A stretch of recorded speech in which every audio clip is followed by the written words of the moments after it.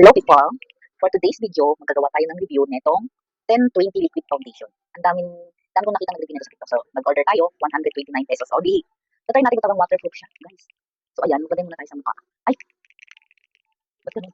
Masitsip. Maglagay lang tayo ng, titingnan natin kung waterproof talaga siya. Wala yung filter, guys, ah. Natural din ang test lock. Test lock ko. Tingnan natin kung talagang legit yung mga pinagtitingnan nila. Ha? May kasama pa siyang foundation for only 129 pesos. Waterproof daw to eh. What?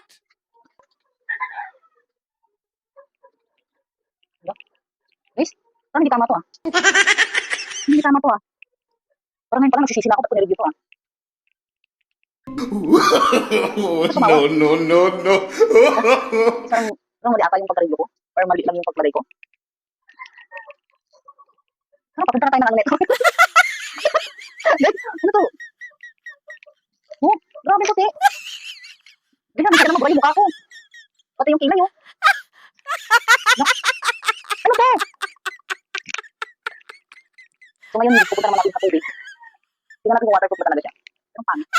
Pagpamit lang talaga ako. In fairness. So ayun guys, hindi lang sa CR. So ngayon naman ay water check naman tayo. Ay, yan ang bubuha. Paano ko? Hindi pa ako mamaya. Legit yung waterproof. Pero hindi ka mabubuha ang moto.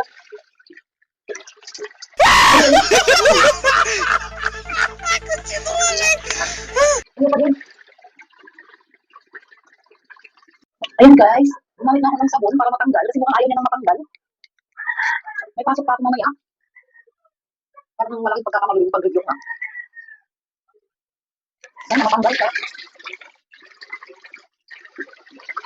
Ayun pa din. Ayan guys. Ano na lang ginagawa ko sa mukha ko pero ayaw pa rin. So far, ayaw pa rin matanggal. So ano gagawin ko dito? Patulong naman kung paano matanggal. Bye.